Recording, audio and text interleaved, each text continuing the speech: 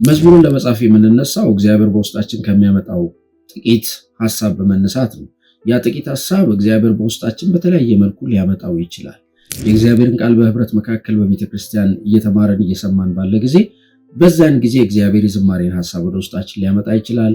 በቤታችንም በምንጸልይና የእግዚአብሔርን ቃል በምናጠና ጊዜ የእግዚአብሔር መዝሙር በውስጣችን እንደ መልእክት ሆኖ ሐሳቡ ሊመጣ ይችላል። እንዲሁም ደግሞ በተለያየ ቦታ ለምሳሌ ወክ ያረግን የተራመድን በስራ ቦታ እየሰራን ብቻ እግዚአብሔር በተለያየ መልኩ ብዙ መንገዶችን ተጠቅሞ ዝማሬ ሐሳብን ወደ ውስጣችን ሊመጣ ይችላል። ይሄ ሐሳብ በውስጣችን ከመጣ በኋላ እንዴት አድርገን ነው ወደ መዝሙርነት የምንቀይረው? እንዴት ነው ወደ ግጥም የምንቀይረው? እንዴት አድርገን ነው ወደ ዜማ የምንቀይረው የሚለው ነገር በጣም መሰረታዊ እና ትኩረት ሊሰጠው የሚገባ ነገር ነው። ዛሬ በዚህ ቪዲዮ መዝሙርን ለመጻፍ የሚረዱ ወይም የሚጠቅሙ ማወቅ የሚኖርብን 3 መሰረታዊ ሐሳቦችን የምንመለከት ይሆናል። በተለይ በዝማሬ አገልግሎት ውስጥ ላላችሁ ወንድሞችና እህቶች ይህንን ቪዲዮ ብትመለከቱ በመዝሙር ጽሑፋችሁና በመዝሙር ዝግጅታችሁ ላይ የሚጠቅመን አንዳች ነገር እንደምታገኙ ተስፋ አደርጋለሁ። በተለይ 3ኛው ሐሳብ በጣም መሰረታዊና ልናውቀው የሚገባ ነው። እስከ ቪዲዮ መጨረሻ ድረስ መመልከታችሁን አትርሱ። ለማታውቁኝ ሰዎች ዘማሪ ሄኖክ እባላለሁ። በዝማሬ አገልግሎት ላይ ነው እየሰራሁ ያለሁት። ይህን ቻናል አዲስ ከሆናችሁ ሰብስክራይብ እንድታደርጉ በትህትና ጠይቃችኋለሁ። ቤተሰብ የሆናችሁ ሰዎች እንኳን በሰላም ተገናኘን። ላይክ አድርጋችሁ እንድትጀምሩ በትህትና ጠይቃችኋለሁ። ወደ ሐሳባችን እንሂድ።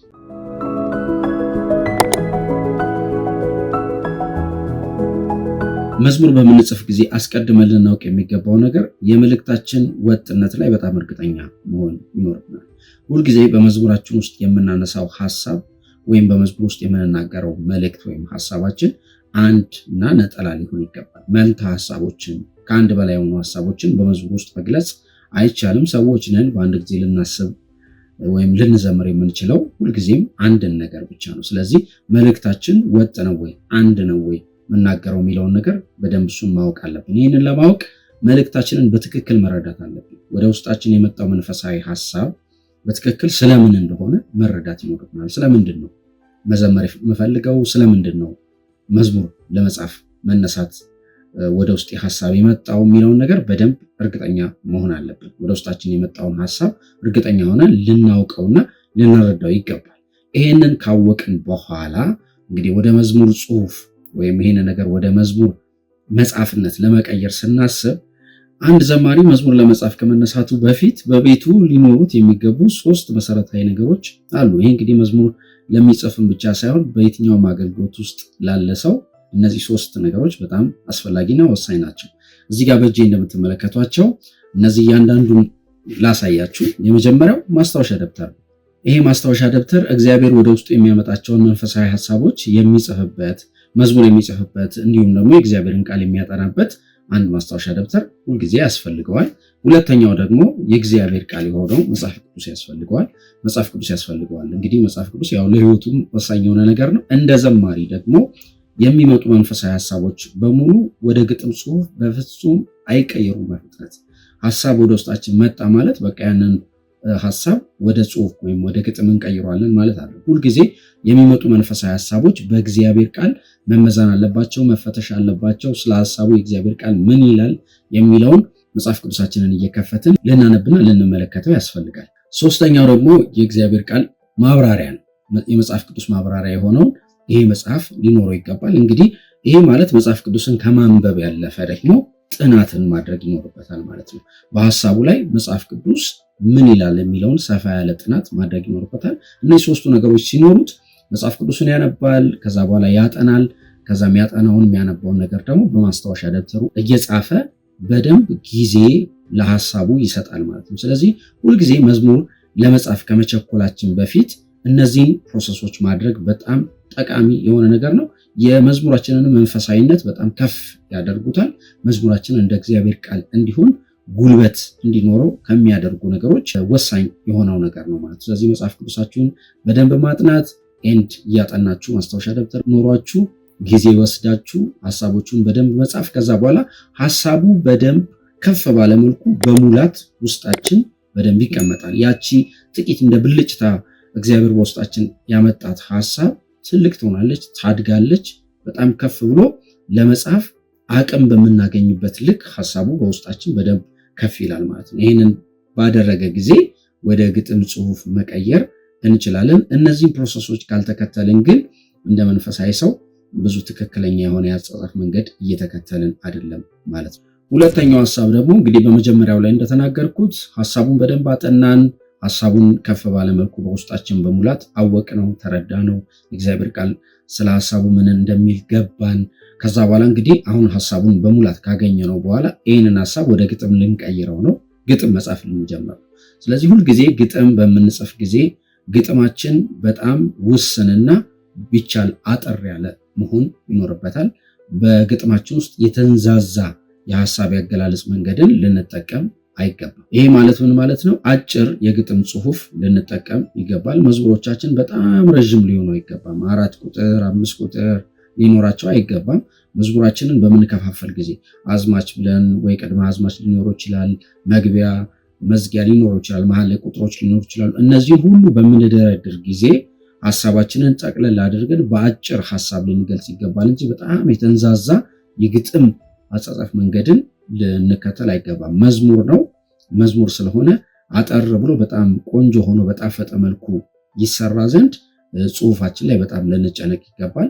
እንዲሁም ደግሞ በምንጽፍ ጊዜ ግጥም ስለሆነ ተራ የሆኑ ቃላቶችን ላለመጠቀም በጣም ጥረት ማድረግ።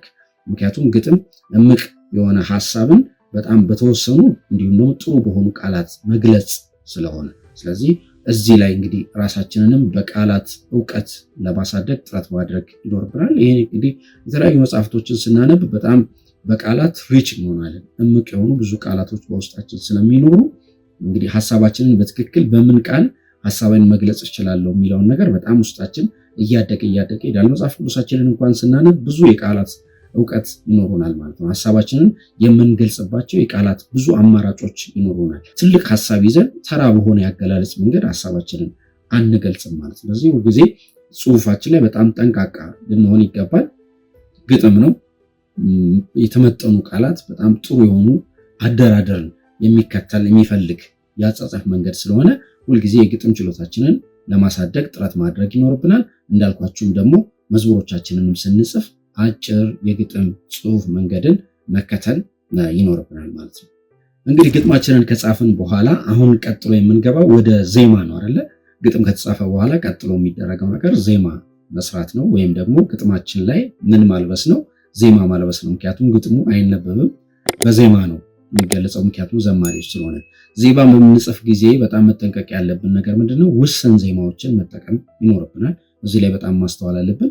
መዝሙሮቻችን ላይ እያንዳንዱ የተቆራረጡት አዝማች ቁጥር እንደዚህ ብለን እያንዳንዱ የበታተናቸው ክፍልፋዮች ላይ በጣም ብዙ ዜማ ለማልበስ እና በጣም ብዙ የዜማ ቫራይቲዎችን ለመፍጠር በመጨነቅ በጣም ብዙ ዜማዎችን ልናደርግ አይገባም። ውስን የዜማ መከተል መንገድን ልንጠቀም ይገባል ማለት ነው። በጣም ብዙ ዜማዎችን መጠቀም መዝሙሩ እንዳይያዝ ያደርገዋል። እንዲሁም ደግሞ ይህንን መዝሙር ምናልባት ነገ ከነገ ወዲያ ደግሞ ስቱዲዮ ሄደን እንዲሰራ በምናደርግ ጊዜ ሙዚቃ ለሚያቀናብሩ ሰዎች በጣም አሰልቺና አስቸጋሪ ይሆንባቸዋል። እንዲሁም በጉባኤ መካከል አብረን ስንዘምር ደግሞ ሰዎች በቀላሉ ያንን መዝሙር እንዳይዙት፣ እንዳይለምዱት፣ ከኛ ጋር አብረው ተሳትፈው መዘመር እንዳይችሉ እድልን የሚከለክል በርን የሚዘጋ ነገር ስለሆነ ስለዚህ ዜማችን በጣም ውስን ሊሆን ይገባል ማለት ነው።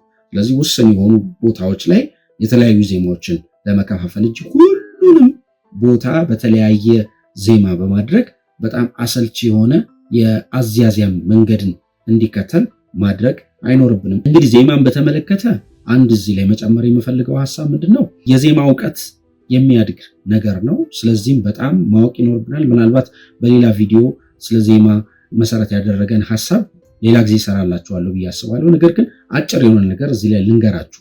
ዜማ መሰረት የሚያደርጋቸው ነገሮች አሉ። ዜማ ውስጥ ቅኝት አለ፣ ዜማ ውስጥ ምት አለ።